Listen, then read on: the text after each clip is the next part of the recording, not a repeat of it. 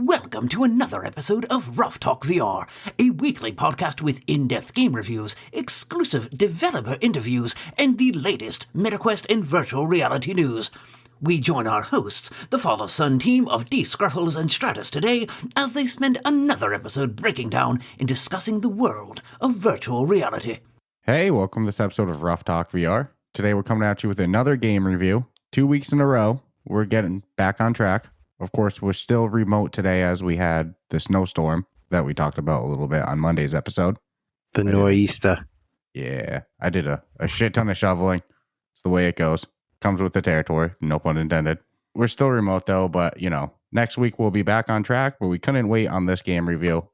Today we're talking about Arizona Sunshine 2, the sequel to Arizona Sunshine, made by Vertigo Games, made and published by Vertigo Games. That's important to say because sometimes Vertigo acts just as the publisher. In this case, they're the developer as well. They're the whole ball wax. Oh yeah, the whole shebang. And the whole shebang. And this one's got a 4.2 overall on the official MetaQuest store with 766 ratings and 515 written reviews. And it just came out December 7th, 2023. So just about a month ago. And, I will say, maybe one of the more pricey games on the store. It's $49.99 on the official MetaQuest store. So, that's up there. Looks like I think 54 after tax, most likely. I mean, I know that Asgard's Wrath 2 is 60. Other than that, I can't think of another game that's up there in this price range. This is the only $50 one. How much was Assassins? Assassins, I'll go back to that in a moment. I think that one was... that one was more than this 40. one. Okay. That was 10 less. So this one's a pricey one. I mean, there's some pre-order things and some bonus packs that you could... Or some pre-order things you could have bought in. And now some DLC bonus packs that you can buy as well. So it's definitely a monetized game, to say the least. But you see it when you go in, though. I mean, the soundtrack is very polished. The voice acting is very well done. It's a very well-written story, so the money goes somewhere as well. A lot of adult humor. Oh, that's something that I do appreciate in this game. Even in the store page description for the game, they're cussing. They have a little censored out F word and everything. Cussing? Yeah. Right from very early into the game. Oh, yeah. No, cussing. Dude, I appreciated the character production a lot. The voice work. I mean, the dude didn't slip once, All his comments were on point. It was really good comic relief in this game. And, just to get into it, Arizona Sunshine 1 and 2, it's a zombie shooter game. But something that makes this game great, it's story-based, but it's co-op as well. And something we loved in another game, Survival Nation, was that you got to do every moment of the game co-op. And Arizona Sunshine 2, it's the same way. Really, from the opening second, we were doing co-op. Yeah, I mean, given the choice, of course, we'd prefer that. Mm-hmm. Even as a single-player game, it's still great, but co-op is where I think it shines. It's kind of nothing's. I mean, what's more fun than going through this experience with someone? I mean, dude, we had a friggin' blast. 100%. And you play as the same character when you're doing co-op, but I just did some headcanon roleplay that we were like twins or something like that. We were brothers. You know what's funny? I could care less. Mm-hmm. I just assumed we were sharing the same story, and honestly, if we weren't even that character, I didn't care. As really long as I got the narration, and I got the humor, and I got the jokes, and Yeah, it wasn't anything immersion breaking for me at any point. But you go on this journey through, it's the end of the world. It's the zombie apocalypse. I won't give spoilers in the story or anything, but it's you.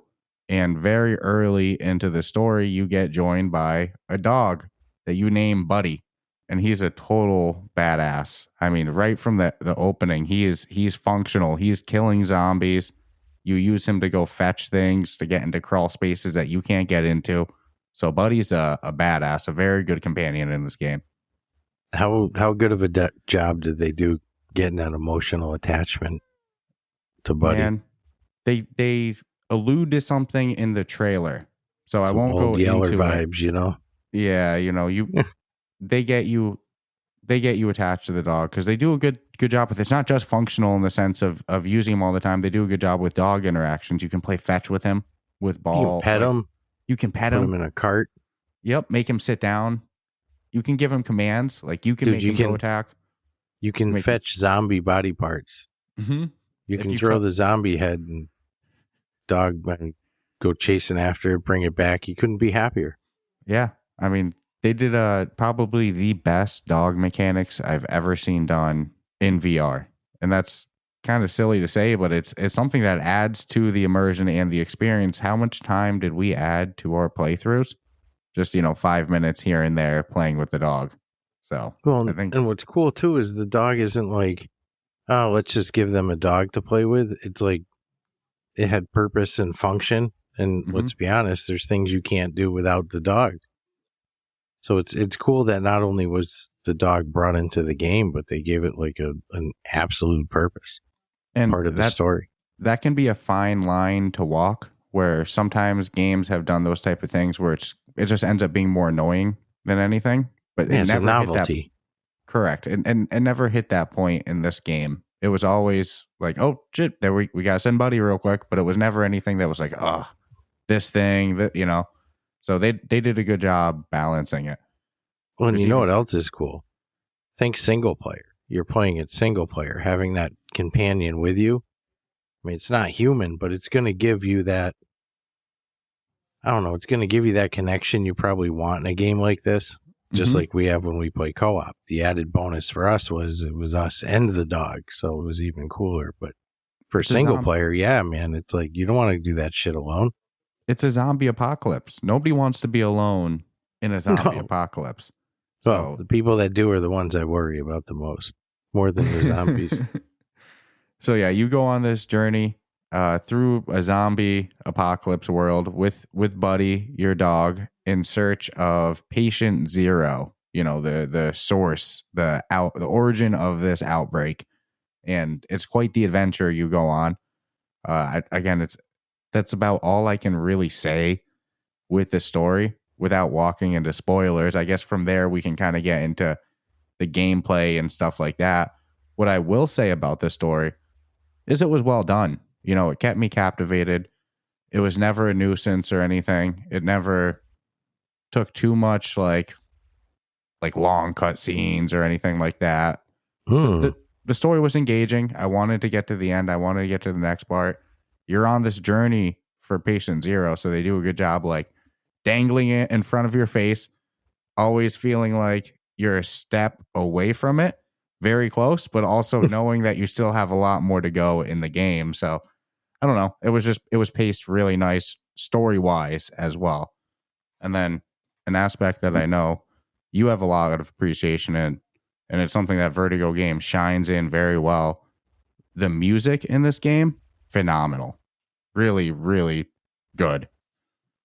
Yeah, the entire production. It's, it's not just a game. You're getting a story. You're getting some animal loving going on there with your buddy.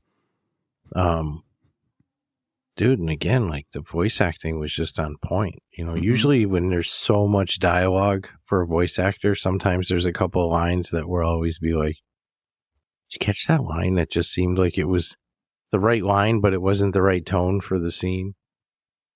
I really did look forward to it, but I really give them props on the total production of the game they made. What I think helped with the voice acting was that there wasn't a huge amount of different characters in the game, so they didn't have to gamble at having 20 different people. The majority of the lines is your guy, and the voice actor that they have for the main character, he's freaking awesome. We alluded to it right at the start. The humor in the game is so well done. There's cussing. It's definitely adult themed. It's definitely mature, but he did a phenomenal job. I mean, I know he had you cracking up at several points. Oh, big time, dude. The humor is good. It's witty, it's sarcastic, adult. So, I mean, I have nothing bad to say about really anything of that. Yeah. I mean, before we get into the gameplay, just the story, check mark, thumbs up. They crushed it with the writing. Yeah, there's really nothing you can say about it without. The audio production, amazing. The soundtrack, so good. 2 thumbs up there. The voice acting, the dialogue, the writing of it all, the actual balance. The interactability of stuff through the whole freaking game. Mm-hmm. I mean, 2 thumbs up. You got the video playing in the background, and you can see the dog's wearing a hat. That's not normal. Oh, they're playing fetch with the head too. Oh, dude, that's something that we didn't mention too. You can put stuff on the dog to wear. You can put a hat on him, or there's a bunch of different helmets and different things to pick up and put on. Freaking good ones too. Yeah, and you can wear them. You can put them on the dog. So I mean, that's. And he can hold he's like an ammo mule, like a weapon mule. Yeah, and I should say the game is cross-buy with Meta Rift, Oculus Rift, the Rift store as well. So if you buy it on the Quest, Do you just call it Meta Rift? Yeah, I don't even know what the fuck to call it these days. Do you know something we don't? But it's you can see where that $49.99 is going. It's not a lousy production. It's very well polished. I didn't have any glitches or anything like that, so. It's pricey, yes, but for co-op experience, it's an extremely well polished story-based game. And, right from the start, this is kind of sad that it needs to be said, but we mentioned that we were able to start playing the game together in co-op right from the start. The way multiplayer works in this, they use the room code feature, but they do it good where one person can, host and they have a room code. But you also do see a server list as well. So they give you the best of both worlds there. But there's no issues joining servers or finding your friends' games or anything like that. I know that that's sad that needs to be said, but it's an ever too prevalent thing in these games where there's not good matchmaking features. The integration of it's just lousy or there's glitches with it. It's tough to join rooms together. Maybe you have to do it through the Oculus, built-in system. But nope, simple. They made joining a room easy. So props there. Good. I wish there was a universal system in place for every single game that's multiplayer or co-op that all uses the same. Because it's funny, whenever we play a new game, there's always that occasional how the hell Dude, I don't even see a room code. You're like, oh no, you have to join through the Oculus invite. I would have thought the Oculus invite system would have been the best. I mean, it seems like that's what they're pushing towards for that to be the universal. And I never would have thought that this would be the case. But I think what my favorite is just a room code. I think room code. Room codes. I don't even need a server list if you got a room code. Have a server list for public games and then have the room codes just for the private. I totally agree. Well, the reason, especially the ones where you can make your own. Yeah, where you just type in whatever you want as the server code. Like there's a handful of games, and it defaults your next time you go in and you do a private room, it'll revert to the saved one. Mm-hmm. Walkabout Mini Golf is an example of that. But it's the best feature. But again, it's sad it needs to be said, but it's going to be said. There's no issues with joining a room and the integration of. You can actually play with your friends very easily. There's no headaches and no friction there. And again, you get to do it right from the start. They do a really good job with having different difficulties and plenty of different, movement settings and turn settings and, your basic comfort settings.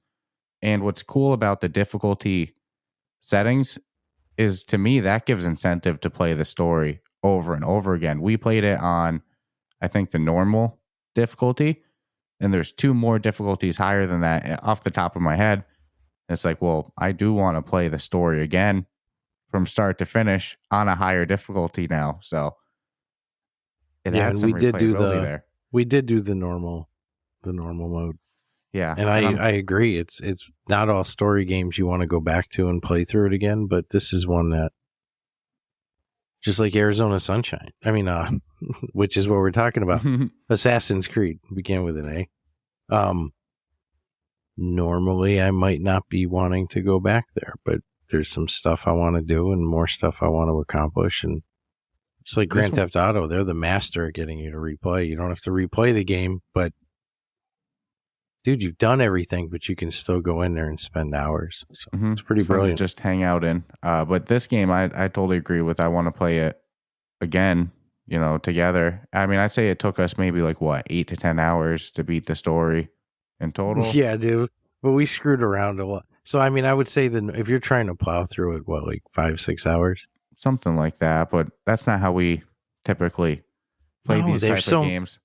Listen, if the developers went out of their way to make something interactable, I mean, we picked up hats and masks we never wore. Just picked them up. We looked like at you them. mentioned, playing with the dog just randomly, but we're trying to keep a balance because he kills zombies for you. So, we're trying to keep them happy. And you can feed them.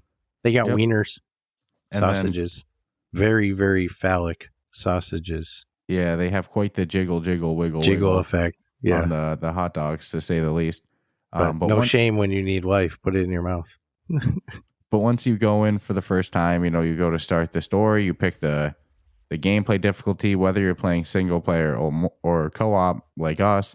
They do a phenomenal job doing the tutorial of the game in the game, naturally in the story, in the onboarding process. There's no separate load in tutorial that me and you have to each do the first time we load in before we can play together. It's like the tutorial of the game is done naturally just in that first level or so, or that first half of the level, yada yada. So they did a great job there. I think only this and Survival Nation have done that. And I think we're both on the same exact journey at the same time. And doing the tutorial in the initial level like that, I think is so huge. I think that's something that a lot of developers should take note for story-based games, especially co-op. I want to be doing co-op together from the opening second, and I don't want to have to do a separate tutorial before we start to play. Make the tutorial part of level 1. That's old school classic game design that just works. Or even so not good. even the level 1, just intro, Correct. Before the credit.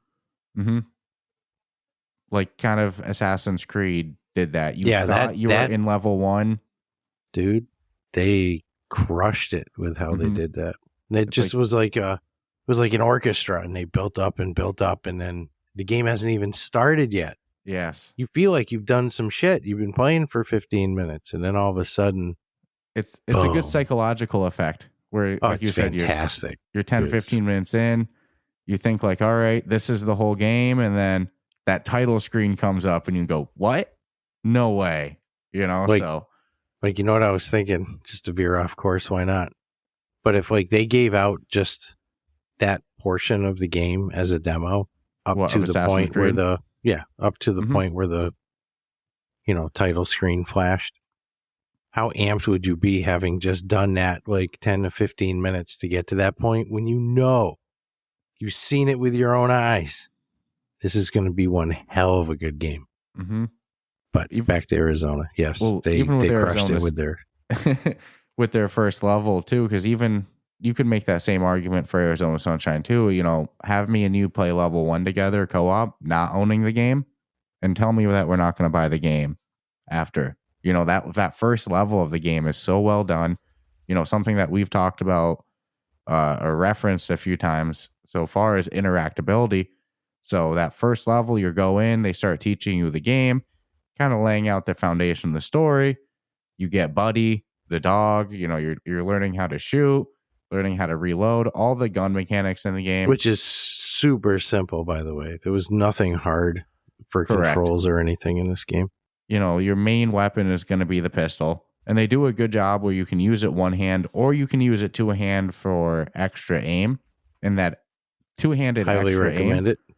it makes a difference. Not every game it does.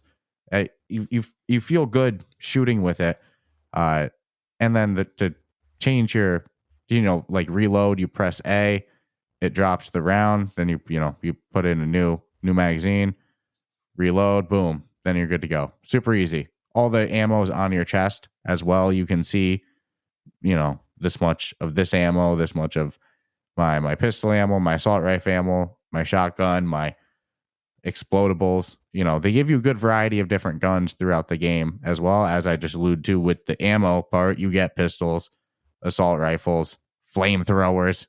You can craft explosives like grenades, Molotov cocktails, landmines. There's one other as well. And the crafting system in it is pretty simple throughout the game. As we're saying, there's a bunch of interactables.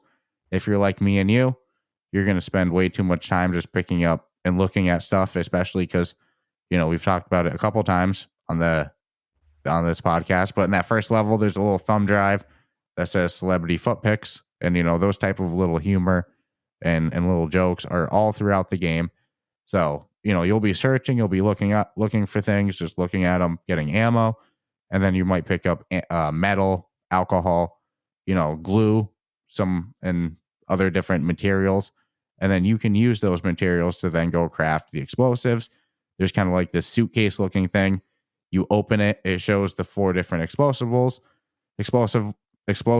and the required materials for them. You place the card of the one that you want in the suitcase, because when you open it, you'll see the 4 cards of them on the top. You grab the card, you put it in the suitcase, and then the 2 material pieces pop up to the side. You pick them up, you smash them together, boom, there's your grenade or whatever. So the crafting system, very simple, but it exists, and I definitely recommend use it. Grenades have saved my butt many times. I won't give no spoilers, but there's some levels where when you see those in the game, you're going to recognize that they're there for a reason, so you better start using them. I think the first couple of times you can get away with not, but after that, you're gonna figure out pretty quick, like, oh yeah, I better make some shit, because we use that rule about to go down. If they're putting that there, because you can't craft whenever, it's just when you find one of those suitcases. So our mind's like, if they're putting that suitcase there, that means not that you have the option to craft. That means your ass should craft. The game developer's saying, we are subtly telling you to craft some shit because it's about to get real, my friend. Yes, it's about to go down. So, yeah, the crafting, very, very well done. Overall, the whole gameplay aspect of the game is so well done. The shooting, like I was saying, the pistol mechanic, single-handed or holding it with 2 hands, very well done. Every weapon. Every weapon you can do the 2-hand, except melee. Correct. And melee, how fun is that shit, dude? The melee in this game is some of the best melee in VR. It's just so satisfying. Hitting the sound effects. Yeah. There's kind of like a little haptic feedback too when it enters the skull of the zombie. But you'll find the cranial area. Yes. Cranium. Yes. You'll find a bunch of different melee weapons throughout the game. A shovel, a knife, like a giant hatchet thing, and it's just so satisfying. Unfortunately, they break after X amount of hits. So you can't just be completely OP with them, because that little bit of time that you do have it, you're OP with melee. You feel so good with it. And you can store melee weapons or food items or explosive items in your wrist. So you have 1 slot on each hand to store an item. And that can be, like I said, a food item, a melee weapon, or an explodable item. So it's always a balance for me. Do I want to bring food with me, or do I want to bring melee weapons with me? It's tough. Yeah, that is a good one. Because the melees, and it's funny because, you got a beautiful gun, so why use the melee? It's just because it's so much damn fun. You just got to get up close and personal. And bash them right in the skull. And then there's assault rifles. There's sawed-off shotguns. There's flamethrowers. I love the flamethrower. That thing is very handy. Awesome. Yeah, absolutely. Very, very handy. Especially if you're doing co-op, one of you has the flamethrower, the other doesn't, you're just going to wreak havoc. Mm-hmm. Absolutely. And they have a generous amount in the higher levels of zombies, like a generous amount. And it's my understanding the higher difficulty you play on, the more zombies as well, which should be noted. It's extremely impressive that they have this game running on the Quest the way it is with that many NPCs coming at you. Mm-hmm. Because throughout the story, you're going to get kind of like this schizophrenic writing on the wall where your guy's talking to himself in his head. You know what I'm talking about, you know? Yeah, I know. It's totally schizo writing on the wall. And like, if you see that shit and say in caps, run with an exclamation point, your ass better run. Yeah. There's an unbelievable amount of zombies coming your way. And it's like those moments, it's like the fact that this is running right now with no stuttering or frame rate drops or anything is remarkable. Because like you can't turn around and stop for a second and look because there's 100 freaking zombies behind you, you know? No, I thought for sure I was going to get some glitches and stuff at points in the game just because of the sheer amount. And I'm like, there's no way it's going to. I was just waiting for that little like click, click, click. And it never happened. I was like, damn, dude. Because really a couple of those levels, man. It's like, I don't know if I've seen that many. And I'll go back to Assassin's Creed. When I saw the amount of NPCs walking around towns and shit, I was like, this is amazing that this thing is running as smooth as it is. There's no... Well, I said it on Monday's episode. This is the peak of the Quest 2 life cycle right here. Yes. There's no Arizona 3 running on a Quest 2, dude. No. We've hit the max. You know, when we first started using our Quest 2, you would hear people say that you couldn't have more than like 8 or 10 NPCs at once on any game without issues. And dude, frame rates would go crazy. How many NPCs, how many zombie bodies are there in Arizona Sunshine 2 at any time? It's like, it's dozens and dozens. And they all look especially during some scenes, man. Yeah. They did a good job generating them too, randomly to look unique. I won't say every single one is not a repeat. I've seen repeats, but they do a good job keeping them fresh, you know, with appearance and stuff like that. Yeah, and there was definitely a couple of areas where like there's a lot of zombies in, we'll say, like a field area type situation. And farther from that, there's even more zombies, but there's no way you could ever, those zombies never come into play per se. Yeah. But they're still kind of there. You know what I'm talking about? You can tell with the texture of them too.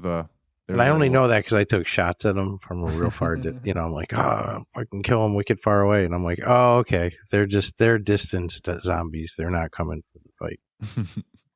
But I don't. It doesn't take away anything from the.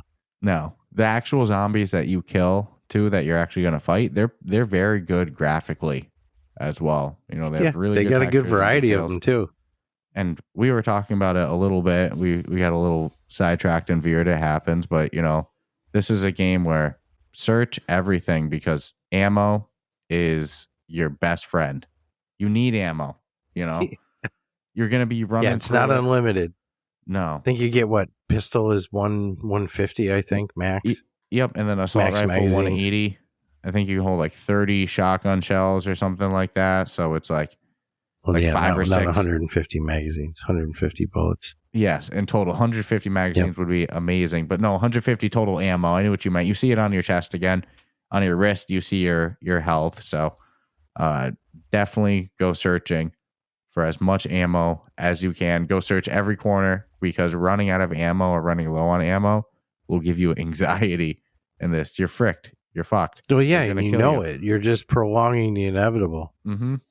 If you're lucky, maybe you get to a save point, but I don't see how that's... And if one of you die in co-op, the other person just needs to kind of kill the wave of zombies coming. You know, once all the zombies are killed, then the other person comes back. Which is nice. I appreciate that. Yeah, gives it a fair chance. For sure. And there's Puts a lot of stress on the other player.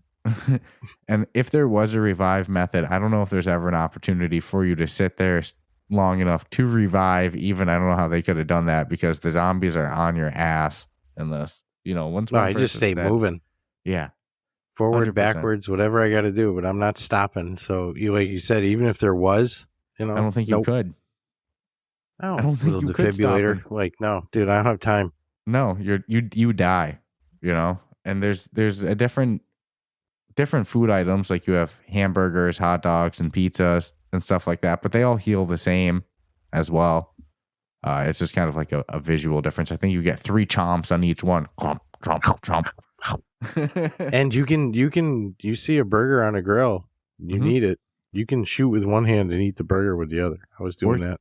Or store it in your wrist for later too. And like you said, the hot dog that they have is very, I mean, he'll make you envious. I was walking around like it was my wiener. I'll say it. I was mistreating zombies. Let's be real. There's a horde mode in this game. Everything we've been talking about is the main story mode, the bread and butter. The game. To me, that's everything. That's Arizona Sunshine too. But they do have a horde mode, which is a wave shooter. Wave 1, then you beat the wave. 5 seconds later, wave 2, and then dude, they're not good with giving you time. It's not like you're one of those. Upgrade, and you have to do 5 rounds with little 3-second breaks in between the waves before you even get a 30-second break.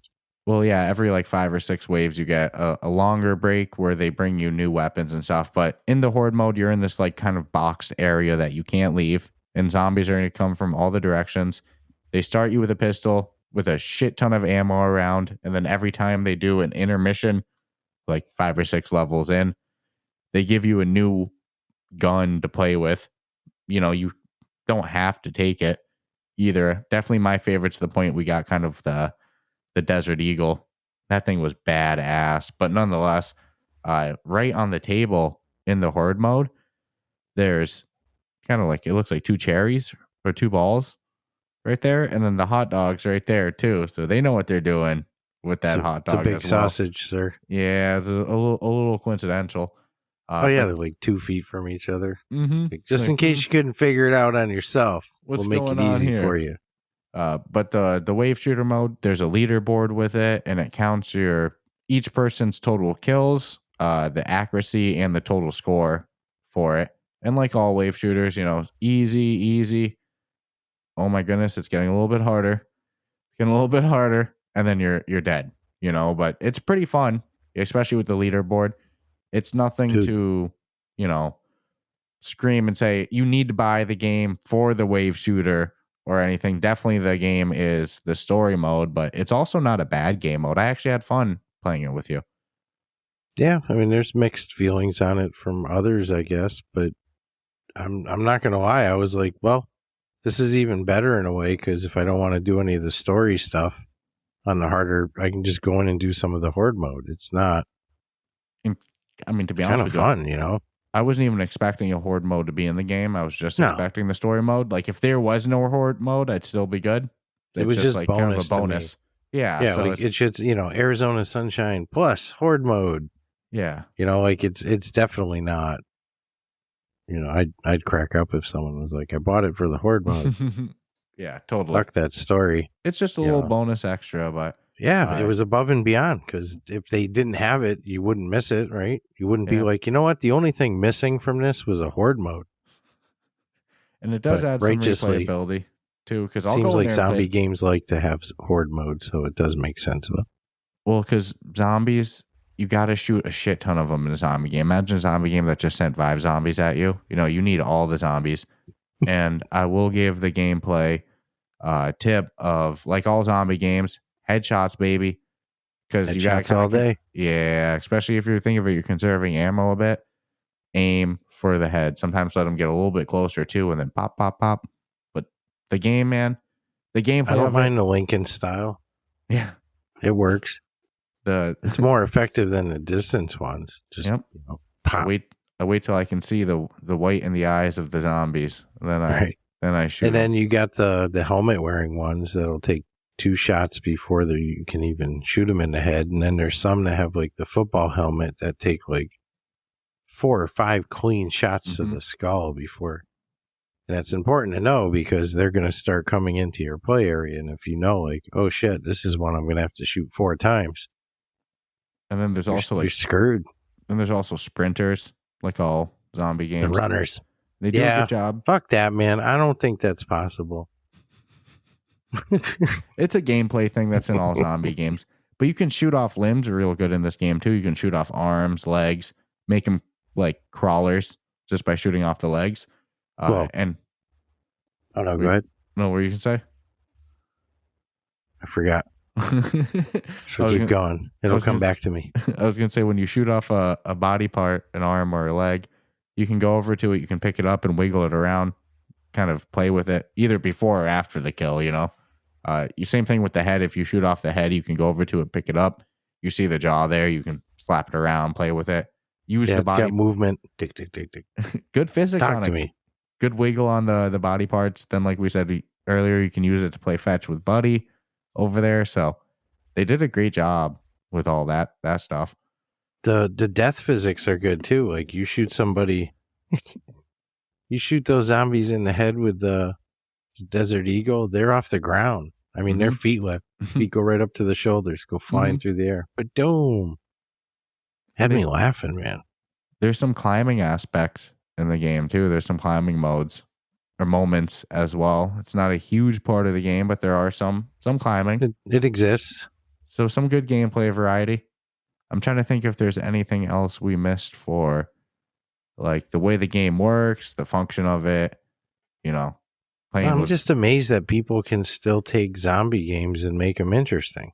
That's what is probably more amazing than it being a zombie game, is the fact that it was actually fun and interesting. Every time I think that we've hit a limit, then an Arizona Sunshine 2 comes out. But the saving grace in this one is how good of a story it is and the fact that it's co-op. This is such a good co-op experience in my eyes. Yeah, and I think from the get-go they knew that too. I feel they like had great success with the first one. I mean, really good success. Same with After the Fall, which these kind of like spiritually related. You know, they're not in the same universe per After se, the but Sunshine. They feel like cousins, you know? So I don't know. Well, Vertigo Games. They're good at the concept of dead people walking. No, yeah. Vertigo Games, man, they crush it all the time. But the shooting mechanics in the game, solid. The story, solid. The zombie killing, solid. Melee, solid. I mean, really everything in the game is freaking solid. I can't really think of a weak area of it. If you were to go like, what's the bad in Arizona Sunshine 2? The fact that there's not an Arizona Sunshine 3, I guess. Yeah, start playing. Yeah. Yeah. I just want more. I mean, the length of it was perfect for me. I don't think it needed to be too much longer in the sense. Like, now I'll go and play it again. If it was 40 hours, I probably wouldn't do it on a higher difficulty or anything like that. I guess the only criticism you could give it is maybe 50 just feels steep for what we're used to in the VR world, but there also might be a point where it's like, look, if that's the level of polish you want from a big studio, that's the price tag that comes with it, you know? We're just not used to it in the VR world. Yeah, and I'm I don't think this was cheap to make. Not that any game is cheap per se, but the budget for it had to be pretty damn huge, man. The game developers, the artists, the voice actors, the story writer, the audio engineer, the composer. Animators, everything, dude. It's not even funny. The marketing team. It's a long story, too. Yeah. And they keep that flow going and keep you wanting. Like, I wanted to fucking finish it. I know. The ending did feel a little abrupt at first. You know, no spoilers on the ending, but I was like, oh shit, it's over? Like, I knew it was about to end, but then it kind of just hit me. But then I know why they did it. Oh, dude, it was perfect. It grew on me. Then I was like, nah, all right. Now, where's Arizona Sunshine 3, you motherfuckers? Right. But they did a great job, too, with keeping it adult humor, keeping it mature, fun, funny, engaging. You know, hats off to Vertigo Games for making a great game. Yeah, I mean, I didn't. Even if there was no part of me that thought this was going to be a bad game, though. You know, it's like I have full faith in the studio. There's certain studios when they make something, you just know it's going to be good. Just how good is it going to be? And this was a great example of that. But again, way impressed with the production. For sure. But you want to take our ad break and go into our final thoughts and our review? Yeah, go for it. Sweet. So, like always, we'll be back with you after a word from these sponsors with our final thoughts and our rating. Like always, to our rating system, 5 categories: gameplay, aesthetics, replayability, functionality, and value. each broken down into 1 to 20, with the total of all 5 categories making up our final score. So we'll be back with you after a moment from the sponsors, and stay tuned. Hey everyone, we're taking a quick little break from our usual VR chat today to focus on something incredibly exciting for Quest users. Our new sponsor, Soul Assembly, creators of the thrilling VR co-op game Drop Dead the Cabin, now enhanced for the MetaQuest 3, introduces an electrifying mixed reality experience. In Drop Dead the Cabin, as night descends and zombies come your way, the game offers more than just survival. It brings a groundbreaking mixed reality mode called Home Invasion. Imagine your living room becoming part of the game, with zombies crashing into your real-world environment. This fusion of the virtual and real world elevates your game to an extraordinary level. It's not just playing, it's experience the game in your living space. You'll still enjoy the classic game modes, either teaming up with a friend in 2-player co-op or facing the terror alone. But Home Invasion adds a thrilling twist, blending your reality with the intense world of the game. Get ready for an exhilarating journey of survival, both in the virtual world and right in your home. The game continuously evolves with new updates and features, keeping the excitement fresh. And the best part, you get to experience this unique mixed reality environment where every corner of your room could hide a new challenge. So if you're ready to test your skills in this mixed reality setting and see if you can survive the horde, check out Drop Dead the Cabin on the MetaQuest. Also, don't forget to join their Discord community to connect with other gamers and the developers themselves. We've also got a discount code for you for 10% off the game over the holidays, which can be applied at the checkout. That's going to be Ruff Talk Podcast -04A 2D0. That again is Ruff Talk Podcast -04A2D0.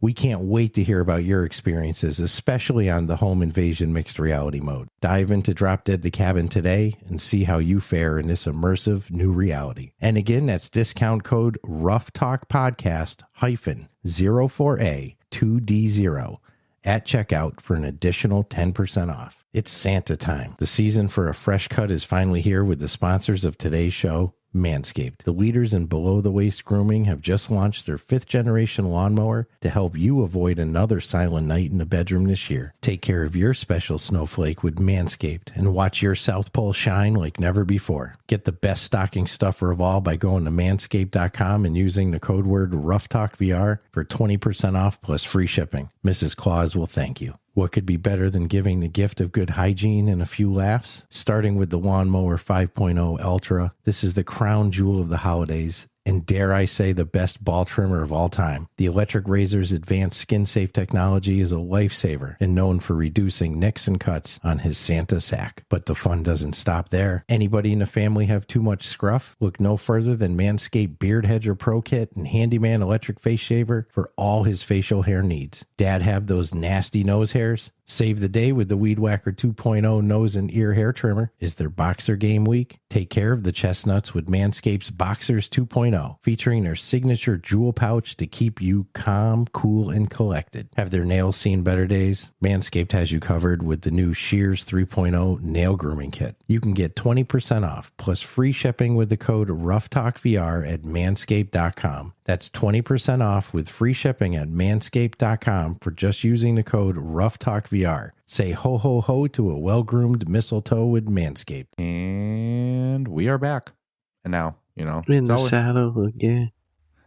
I'm excited to get this review in the books, but I'm definitely also excited to be back in person recording next week. But anywho, do you remember who went last week? I did. First? You went first last week? Damn it. I did. I was hoping to pass it off to you as well, but we always try to go back and forth, but it was so long in between reviews that we just kind of had you go first last week, but now it's got to be me. That's the way it goes.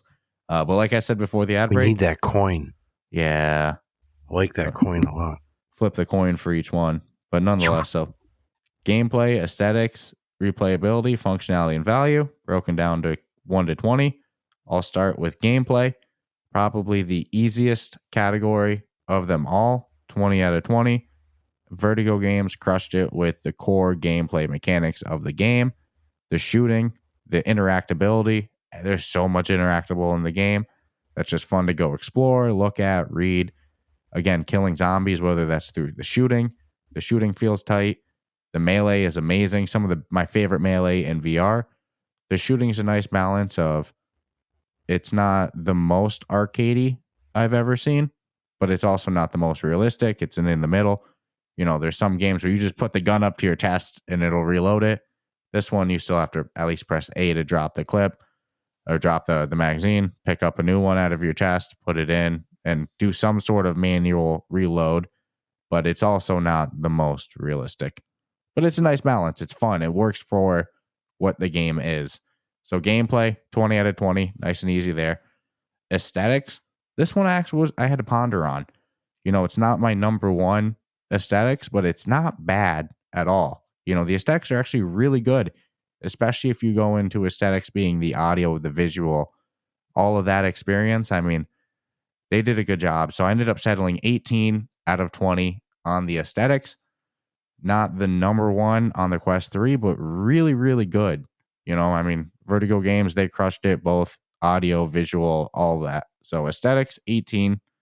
Replayability, the story's good enough that I'm going to run through it at least one more time on a higher difficulty. Plus the horde mode, you know, it's nothing bad like a 10 or a 5 or anything like that.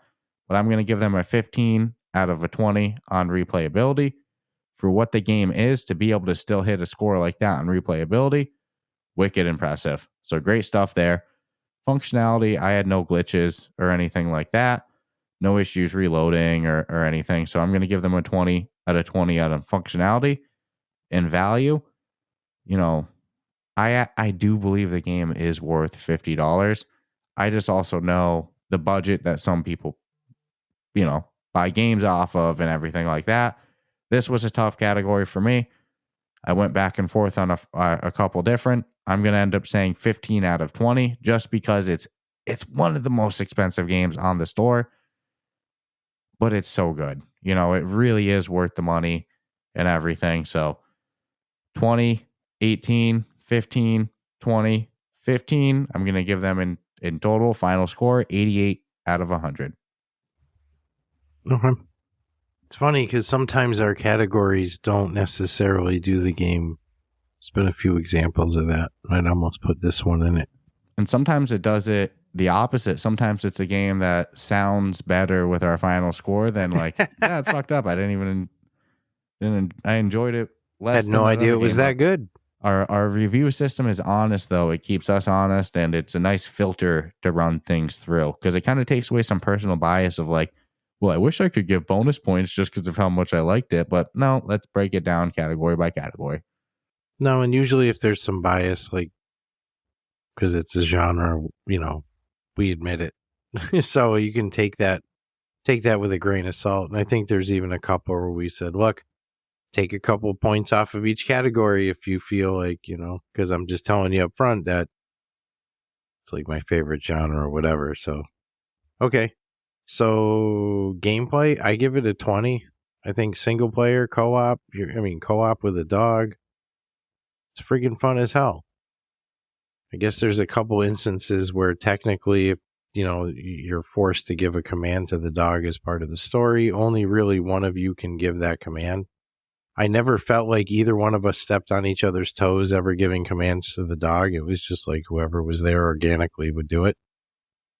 So I can't gig him on nothing. The gameplay was freaking, it exceeded my expectations, especially with having, you know, the added bonus of a horde mode, which I didn't go into it thinking I need to play a horde mode. Aesthetics, I agree with you.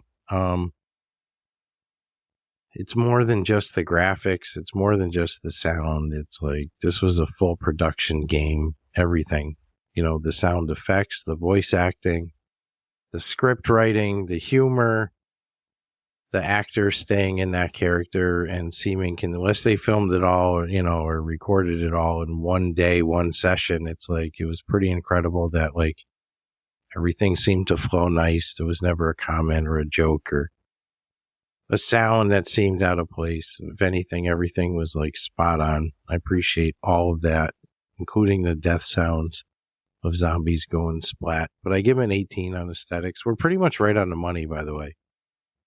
And it's funny because we're remote, so it's even less chance that you could see what mine is, and there's no chance I can see what yours is. So like halfway through it, I'm shaking my head like, The hell, you bastard. Functionality, right? Functionality, I had no issues. I've actually heard of some people having issues, but then again, it seems like that's always the case with some games. There's been games that I've had issues with and you didn't. And people online might have experienced them and other half didn't, but I personally had no issues with functionality. I thought it all ran smooth. I mean, petting the dog seemed as real as it can in VR, like the hand stopped on the head. It's not like you had to force stop it and pretend you were petting it. It's like, no, you were petting it. So functionality, I give it a 20. Replayability, I'm with you. I give it a 15. You and I have played the Horde mode a couple of times for no freaking reason other than we got a little bit of time. But sadly, just like all games, you're going to get better and better at shit. And then these small little runs, I think our first one was over 25 waves. Which is like 5 upgrades of stuff. You're at like the AK-47 level of stuff. So, be cautious if you think like, oh, I'm just going to go in there and bang it out with my buddy for a couple minutes. It's like, it might start spending 30, 40 minutes just to do one round. So that's pretty damn impressive, dude. But a 15. Value for money.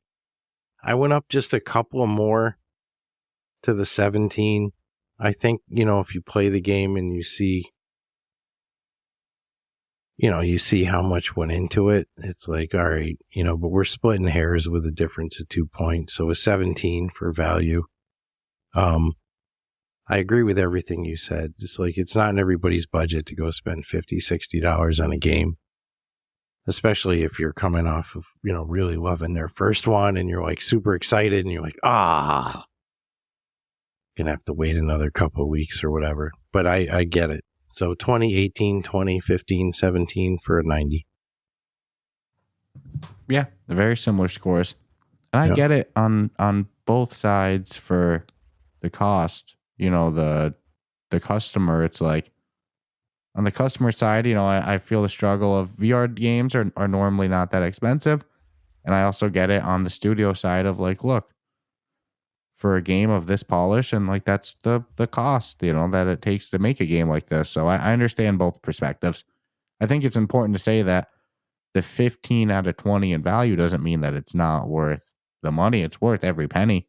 It's just like, look, we got to recognize it is on the more expensive side for VR games. But phenomenal work from Vertigo Games. One of the best of the year. What?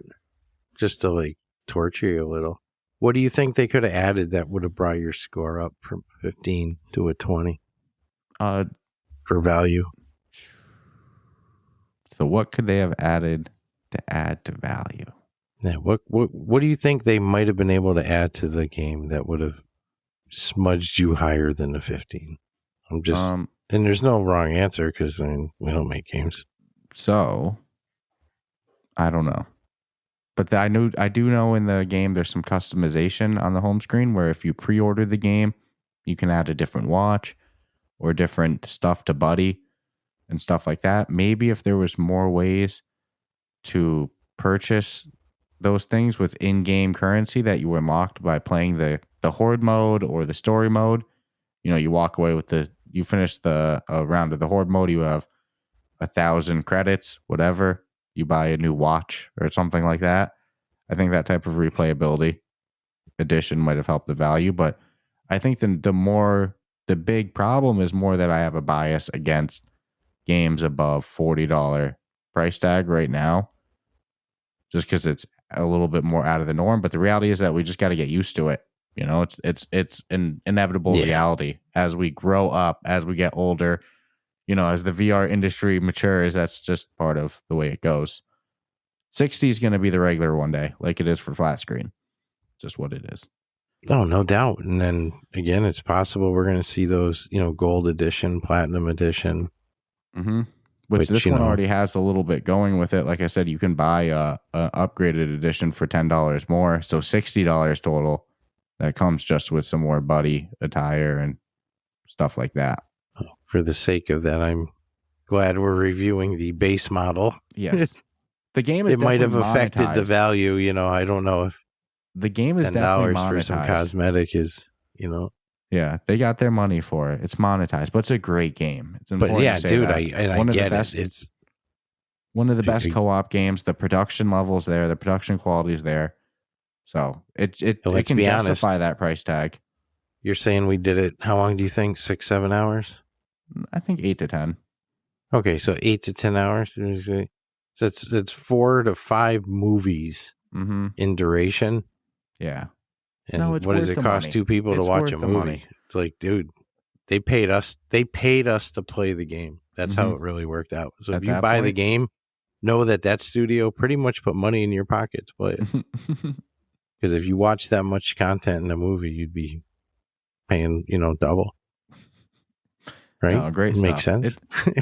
It's a good game. In the end, too, it's worth the money. It's just, Would you recommend it? Yes. For anybody that the tough sell to people is there's a lot of zombie shooters. Why do I want to spend $40 on another zombie shooter? $50. $49. You're not helping the cause. Okay. Why do I want to spend $50 on a zombie shooter? What's the reason? What makes this one so special? Yeah, the gameplay and the story of it. There's not too many story-based ones, right? I mean, we see other ones that are like After the Fall. It's these short missions, also made by Vertigo. It's these short mission runs, but it's not a full story-based co-op adventure, which I have a soft spot for. So yeah, I think they checked all the boxes. Yeah, everything on it's good. The entire production of it's good. The gameplay is good. Visuals, audio, story writing. How badly are you looking forward to yet another one? Yeah, I can't wait. Especially with no spoilers on the ending, but they got me wanting an Arizona Sunshine 3 for sure. Correct. So yeah, if you enjoy this episode though, like I always say, subscribe, rate us 5 stars. Go check out our mythical and always hyped Discord server. That we always hype. It's like a unicorn in the meta space there. Yeah, very positive. No toxicity at all. Huge shout out to our Patreon peeps too, and just overall everybody that listens and tunes in week after week and engages in our Discord and on social media. You all are freaking awesome. So, anything else you want to say about Arizona before we wrap this baby up? No, I can't wait to get back to in studio. I don't like the. Yeah, it's unfortunate. I think I could have talked about this one about double, but unfortunately, it's late. I got work tomorrow. No snow day for me as an adult. It snowed a shit ton, but it all got plowed up. So, back to work tomorrow. No, and our local schools are only on a 2-hour delay. So, what are you going to do? Not even the town I live in either. So, What the hell? So, bastards. So, it's so messed up, man. Yeah, I don't know. We'll see what happens by morning. Just be careful. It's going to be icy out.